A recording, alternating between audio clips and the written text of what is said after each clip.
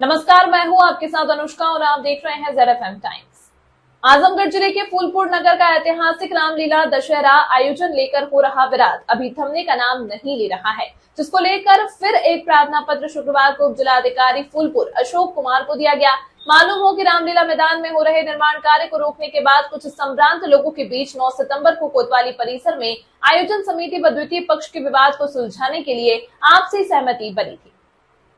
जिसमें रामलीला कमेटी के पूर्व सदस्यों व पदाधिकारियों एवं नगर के गणमान्य नागरिकों की उपस्थिति में थाना कोतवाली प्रभारी के मध्यस्थता पर शांति व्यवस्था स्थापना के लिए एक सुझाव दिया गया कि निर्माण कार्य को रोकते हुए इस वर्ष का समस्त कार्यक्रम को सकुशल संपन्न कराने के लिए सुरेश गुप्ता पुत्र चंचल प्रसाद को दिनांक 9/9/2025 से राजगद्दी 5/10/2025 तक सर्वसम्मति से कार्यकारी अध्यक्ष नियुक्त किया गया और यह भी निर्णय हुआ था कि इसके बाद से इनका कार्यकाल समाप्त मान लिया जाएगा। साथ ही आगामी वर्ष हेतु रामलीला मैदान की देखरेख एवं रामलीला दशहरा का पुनः नई कमेटी के गठन हेतु सामूहिक बैठक बुलाकर नई कमेटी का गठन किया जाना है। लेकिन द्वितीय पक्ष अभय सिंह लालू, राजेश मोदनवाल, चुट्टुर आदि ने आरोप लगाया है कि सुरेश गुप्ता पुत्र चंचल हलवाई, अवनीश आर्य पुत्र अखिलेश आर्य आदि बिना किसी लिखित सुलह समझौता के मनमानी ढंग से कार्य कर रहे हैं। सुलह समझौते को लिखित रूप में न करते हुए रामलीला मैदान में निर्माण कार्य व अपने नाम का शिलापत्र लगाने की कोशिश कर रहे हैं, जिससे फूलपुर नगर की सामाजिक एवं शांति व्यवस्था को खतरा उत्पन्न हो रहा है।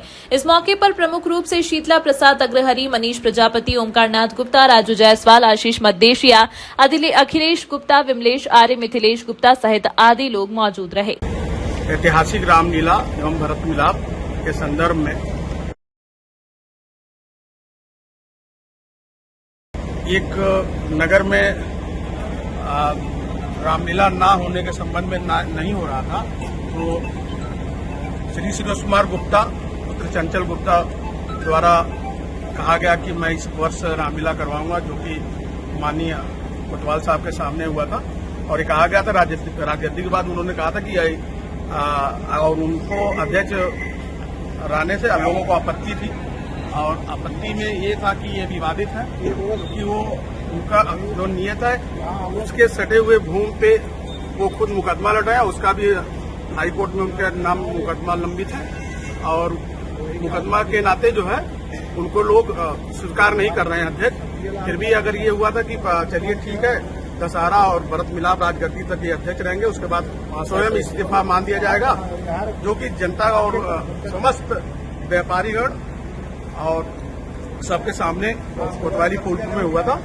और उसके बाद पता नहीं एक बैग क्या हुआ कि अंदर से इस्तीफा देते हैं लोग और उसके बाद एक खाता खुल जाता है, उस खाते में 2,47,000 रुपए इनके खाते में दे दिया जाता है, जो कि बिना किसी जानकारी और उसमें न तो कोई नगर का संभ्रांत व्यक्ति था, न तो कोई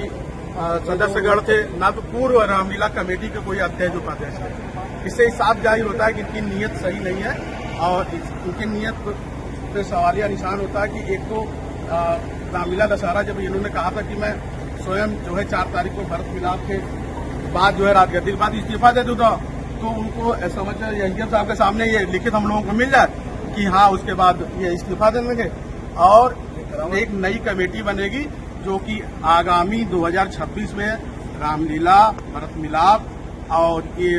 रामलीला मैदान की बुकिंग का देख करेगी और हर साल वो हिसाब जो भी बनेगा हर साल हिसाब जो है सार्वजनिक किया जाएगा। जो सम्मानित जनता है, फूलपुर की सम्मानित जनता की जन भावनाओं का ख्याल करते हुए फूलपुर में रामलीला, भरत मिलाप ऐतिहासिक जो होता है वो और सुंदर तरीके से हो, इसके लिए हम लोग काफी प्रयास रखते हैं। कोविड काल में हम लोगों को भी अवसर मिला, जब स्थितियां सामान्य हो गई थी तो उसमें हम लोगों ने भरत मिलाप करवाया। उसके बाद 2023 में हम लोगों ने बढ़िया ढंग से रामलीला, रामकथा एवं दशहरा का मंचन करवाया। उसके बाद फिर पिछले वर्ष कुछ लोगों को एकत्र करके हमें संरक्षक बनाकर कराया। पुरानी कमेटियां जो हैं न नगर के व्यापारियों से कोई राय लेती हैं, सिर्फ अपने मन से 2-4 लोग मिलकर इसका निर्णय ले लेती हैं। इसके विरोध में हम लोगों ने एक थाना प्रभारी महोदय को एप्लीकेशन दिया था, जिसपे यही थाना प्रभारी महोदय ने 13 दिन के लिए अस्थायी रूप से सुरेश गुप्ता को अध्यक्ष नियुक्त किया, सबकी सहमति से, कि वो लिख कर दे देंगे कि मैं सिर्फ राम रथ यात्रा 22 तारीख से लेके 4 तारीख को राजगद्दी के समापन के बाद मैं अपने पद से इस्तीफा दे दूंगा। किंतु जब उन्होंने यह सहमति पत्र हो गया। उसके बाद उन्होंने कमेटी में जो पुराना बचा हुआ पैसा था लगभग 3.5 लाख रुपया वो अपने खाते में ले लिए और शिलापत्र लगवाने लगे। उस पैसे का दुरुपयोग करके बड़े बड़े होल्डिंग बैनर बनवाने लगे। इस पे हमें आपत्ति है। हम ये चाहते हैं कि वह एक सहमति पत्र लिखकर एसडीएम साहब की अध्यक्षता में या उनकी उपस्थिति में नगर के गणमान्य व्यक्तियों की उपस्थिति में वो लिख कर दे दें, ताकि भविष्य में हम लोगों को कोई उस पे कार्यक्रम पे आपत्ति न हो और फिर से हम नया अध्यक्ष चुन सकें। सूत्रों से पता लगा कि क्या शिलापत्र वगैरह का भी कोई मामला है? जी, वो अभी तो 2 दिन हुआ उनको पैसा मिले हुए। 1 लाख रुपया उनको बहुत पहले मिल चुका है। जैसे ये अध्यक्ष नियुक्त हुए रामलीला के, तब तक इन्होंने शिलापट्ट बनवा लिया अपने नाम का, क्योंकि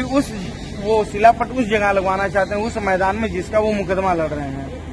अपने स्वामित्व के लिए मुकदमा लड़ रहे हैं। और इसी कमेटी द्वारा 10,000 रुपया उनको वित्त पोषित किया गया कि आप वो मुकदमा लड़िए, जो कोतवाल साहब के सामने भी राकेश विश्वकर्मा ने स्वीकार किया।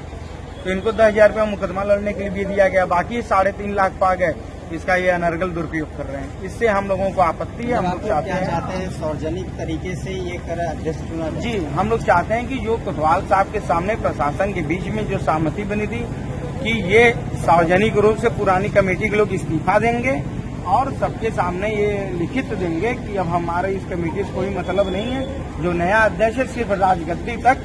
4/10/2025 राजगद्दी तक वो रहेगा। उसके बाद नगर की जनता एक नया अध्यक्ष चुन के वो 1 वर्ष पूरा कार्यभार देखेगी।